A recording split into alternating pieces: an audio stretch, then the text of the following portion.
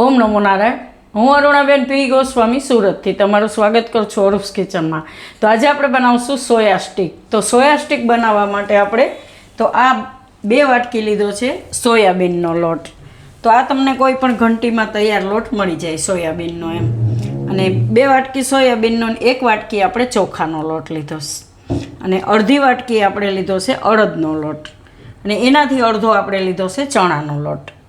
એટલે આટલા લોટ આપણે જરૂર પડશે.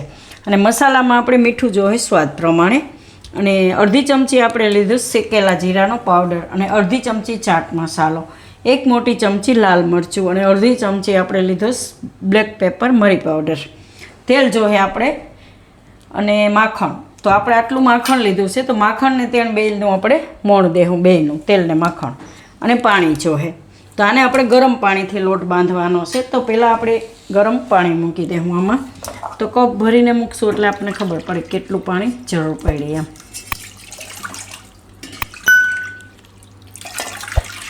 તો આપણે 2-2.5 કપ જેટલું પાણી ગરમ મૂકી દેવું એમ. તો ગેસ ચાલુ કરી દેવું.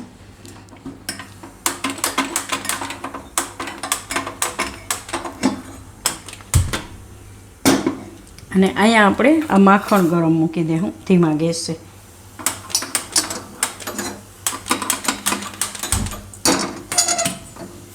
તો આમાં આપણે આ માખણ લઈ લઈએ. એટલે માખણ ઓગળે એટલું જ આપણે કરવાનું છે. તો એમાં આપણે થોડુંક નાખી દેવું તેલ. તો આ રીતે 2 થી 3 ચમચી જેટલું તેલ. તો આને આપણે ધીમે ગેસે ગરમ થવા દેવું. તો ત્યાં સુધીમાં આપણે બધાય લોટ ચારી લેવું. તો આમાં આપણે બધાય લોટ મિક્સ કરી લેવું. તો આ સોયાબીનનો લોટ,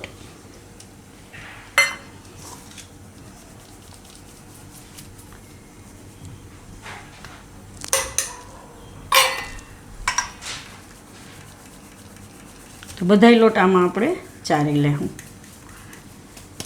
તો એક પછી એક બધાય લોટ આમાં ચારી લેવું.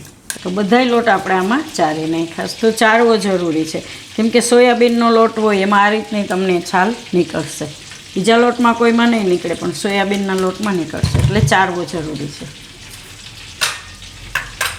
તો માખણ આપણું ગરમ થઈ ગયું. તો ગેસ બંધ કરી દેવું. અને પાણી આપણું ગરમ થઈ ગયું તો એને બંધ કરી દેવું.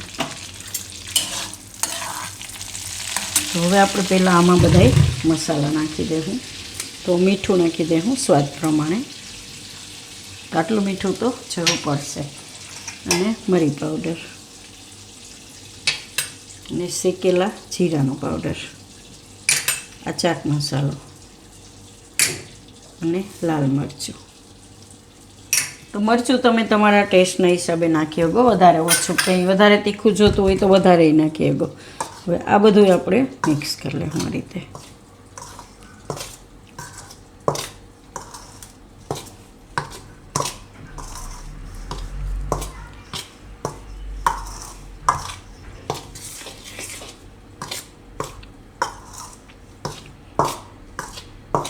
બધા મસાલા એકદમ મિક્સ થઈ જાય હરખા.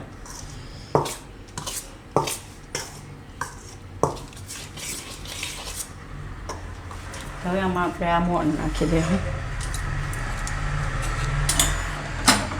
માખણ અને તેલ બે મિક્સ.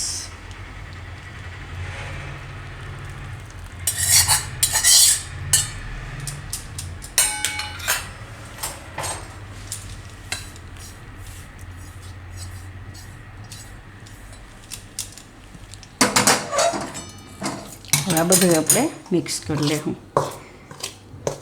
તો એકદમ સરસ આપણે હાથેથી મોણ દઈ દેવું બધાય. એટલે એક સરખો લોટમાં મોણ દેવાય છે એમ. તો આ રીતે આપણે મોણ દઈ દેવું. તો આ રીતે એકદમ હાથથી મિક્સ કરી લેવાનું મોણ બધું એમ. એકદમ મુઠ્ઠી પડતું મોણ આપણે જરૂર નથી, પણ આ રીતનો લોટ થઈ જવો જોઈએ. આ રીતનું એકદમ સરસ દઈ દેવાનું એમ. તો હવે આમાં આપણે જેટલું પાણી જરૂર પડશે એ રીતે પાણી નાખીને લોટ બાંધી લેવું. તો આપણે કપ પહેલાં ભરી લેવું. જરૂર પડે એ પ્રમાણે નાખશું.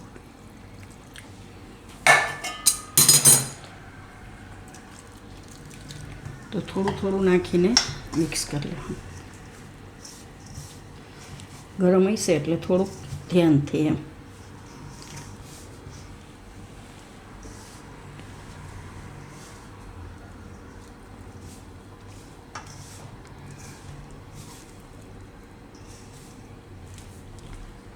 તો 1 કપ તો આપણે આમાં નાખી દીધું છે. અલગ અલગ લોટ હોય એટલે કેટલું તેલ લોટ પીએ પાણી એ પ્રમાણે આપણે જરૂર પડે એમ. તો આને આપણે લોટ બાંધી લઈએ. હજી થોડુંક પાણી એમાંથી લઈને લોટ આપણે બહુ કઠણ નથી બાંધવાનો, કેમ કે હંચામાં આને આપણે પાડવાની છે એટલે એ પ્રમાણે તો અડધો કપ પાછું લઈ લઉં.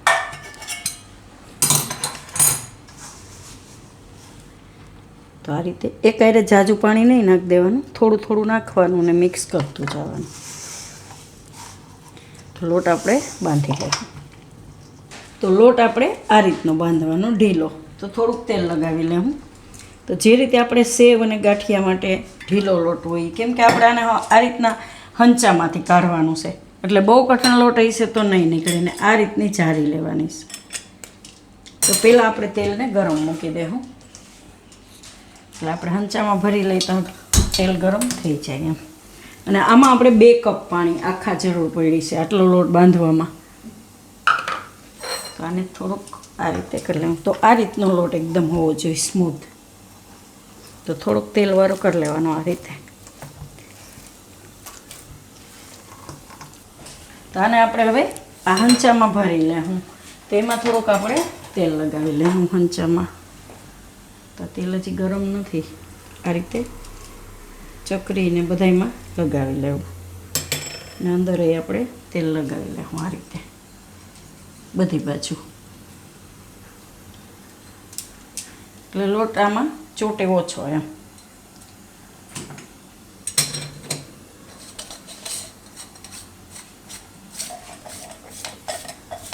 ને તેલ આવે તો આને ભરીને તૈયાર રાખવાનું. તો આને અંદર ભરી લેવું આપણે આ રીતે.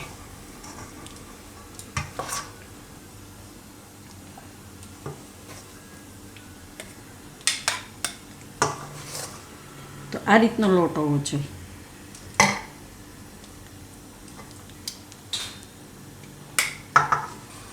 આટલામાંથી તો ઘણી બધી બને.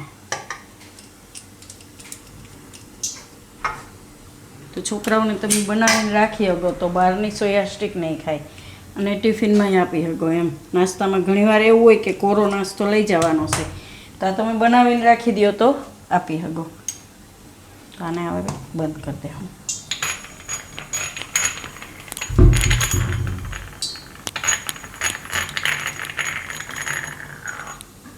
હવે તેલ ગરમ થવા દે. હવે આપણે તેલને ચેક કરી લઈએ. તો હંચો તો ભરીને તૈયાર જ છે. તો થોડોક લોટ નાખીને જોઈ લેવાનું. તો આ રીતનું આપણે તેલ ગરમ જોઈએ, એકદમ બહુ નહીં એમ. તો ગેસ ધીમો કરી દે. ને આને આપણે પાડશું તેલમાં. તો ધીમા ગેસે એને પાકવા દેવું પડે.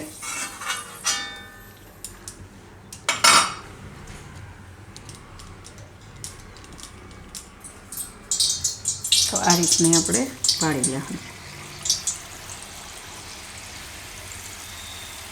થોડી થોડી પાડીને આ રીતે પછી એને આપણે કાપી શકીએ. ગેસ આપણે ધીમો કરી દેવાનો છે, ધ્યાન રાખવાનું છે. તો એકવારમાં જેટલી આવે એટલી પાડવાની.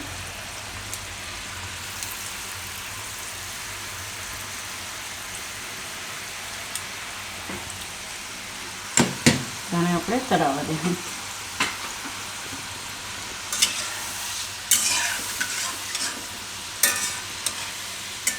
ધીમા ગેસે પાકવા દેવું.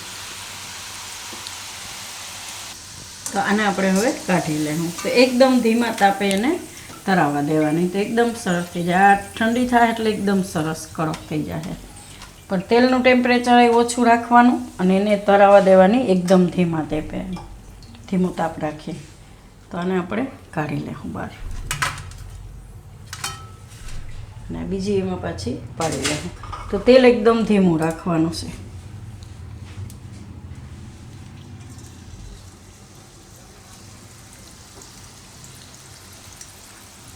તો બીજી આપણે આમાં પાયરી છે. આને ધીમા તાપે પાકવા દેવું અને બીજો હંચો ભરી લેવું આપણે. અને બધી આપણે એ રીતે તરીને બનાવી લેવું. તો આપણે આટલી બનાવી લીધીશ ને એક ઘણો જે આમાં થાય છે તો એને તરવામાં તમારે બહુ ધ્યાન રાખવું પડે. એકદમ ધીમા ગેસે તરવા દેવાનું.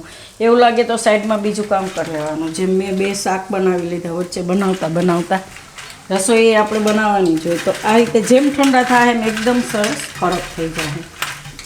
તો એને પછી આપણે ટુકડા કરી લેવાના આ રીતે.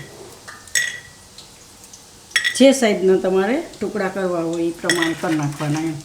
તો જેમ ઠંડા થાય એમ એકદમ કડક થઈ જાય એમ. ગરમ હશે એ થોડુંક તમને લાગશે કે ઢીલું છે. તો આપણે આ રીતે બધી બનાવી લીધી તોડીને એકદમ સરસ. તમને અવાજથી જ ખબર પડી જાય કેવી કડક થઈ છે એમ. જેમ ઠંડી થાય એમ એકદમ સરસ આ રીતની થઈ જાય. તો આટલી આપણે આમાં ભરી છે. તો તૈયાર છે આપણી સોયા સ્ટીક. તો જો તમને મારી આ રેસીપી પસંદ આવી હોય તો એને લાઇક કરજો, શેર કરજો અને મારી ચેનલને સબસ્ક્રાઈબ કરજો. અને બેલ આઇકન દબાવવાનું ના ભૂલતા. કમેન્ટ કરીને કહેજો કે તમને કેવી લાગી આ સોયા સ્ટીક.